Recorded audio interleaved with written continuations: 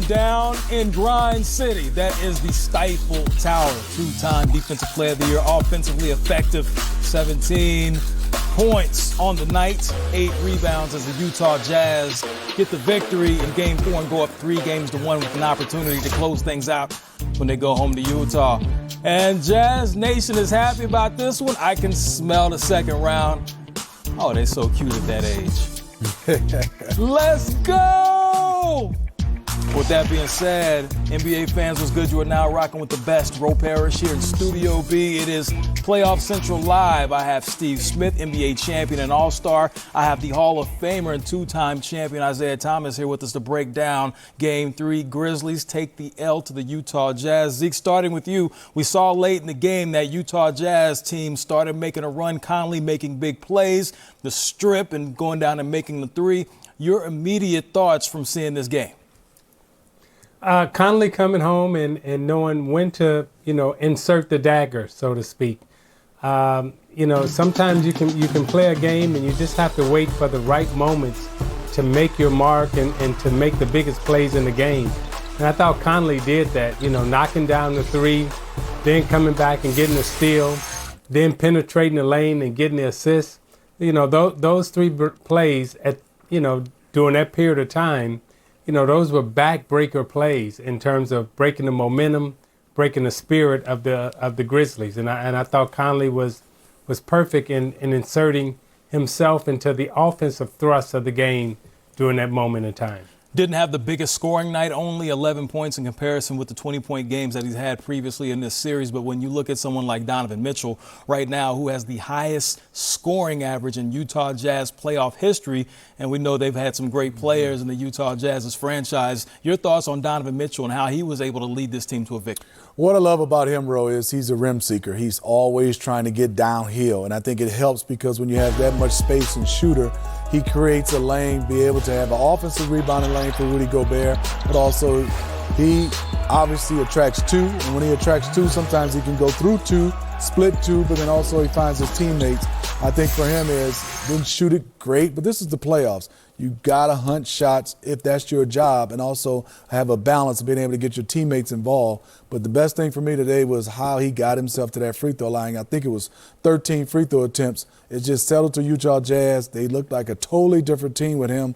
The reason why he's that downhill guy that can attract two off the dribble, off the bounce, and as a guard with that size, him absorbing contact, playing through contact, really helps the Utah Jazz. 30 points in Smitty, this.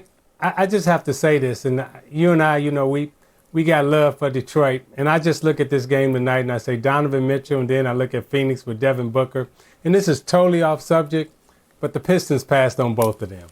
Now back to tonight, Smitty. I'm sorry, that just came out, man. I just got Smitty has left the building. Just like Smitty, that. I'm sorry. Smitty is out of here. Come Just on, like Detroit. that. Come on back. Detroit basketball. It just came out. Hey, one thing that I you love. going to a commercial? Nah, I had to gather myself. Hey, he had to gain his composure. One thing that I love about Zeke, as he always says, he'll let it be known. And he let it be known right there. And and the reason why is not only their talent, the way they approach the game, they fit Detroit basketball. That's the difference. You can have the talent. You say, we want that talent. But they fit Detroit basketball. And Zeke said, he just hurt my heart now. They passed on him. I'm sorry. It just came out. I apologize to the audience. Utah, Donovan was great tonight. And, he did everything that you need to do to win a basketball game. And, he was perfect. And, and also, hats off to Coach Snyder, too, who's done an excellent job of, regrouping his team after such a heartbreaking performance in the bubble, losing that 3-1 lead, then coming back this year, getting their team ready, Conley adjusting to his new role. Coach Snyder's done a great job in Utah also. And Zeke, to add, Jordan Clarkson's 24 points, but another guy, hard hat guy, Royce O'Neal. Zeke, I don't know if we ever get a chance to talk about him a lot. He's just there. He's there. I'm going to hit a timely three. I'm not the first, second, third, fourth option offensively. But he's always on that floor, Zeke, and it's something he's doing positive, defending, rebounding, scrapping for the Utah Jazz.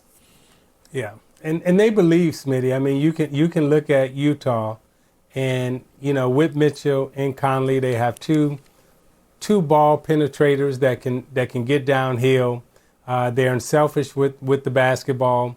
They set up their 3-point game, and then defensively, they're very solid on the defensive side of the ball. So again, Coach Snyder, coming from Coach K and that background on defense and offense and shooting a 3-point shot and playing free. The way they came into the game tonight.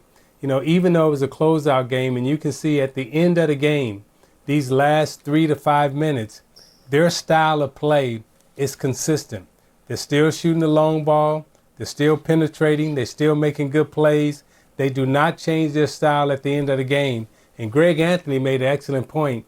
He said the last 5 minutes of the game was almost a replica of the last 5 minutes of the last game. That's because that's their style, and they're consistent, and they play with it.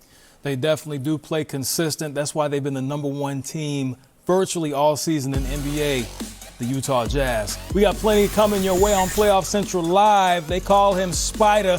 When I'll come back running the 4-5 like Jordan, it ain't the tank aim at you, it's the aim at you. His 10th game scoring 30 or more in the playoffs. That's Donovan Mitchell. We'll hear from the entire team. Well, not the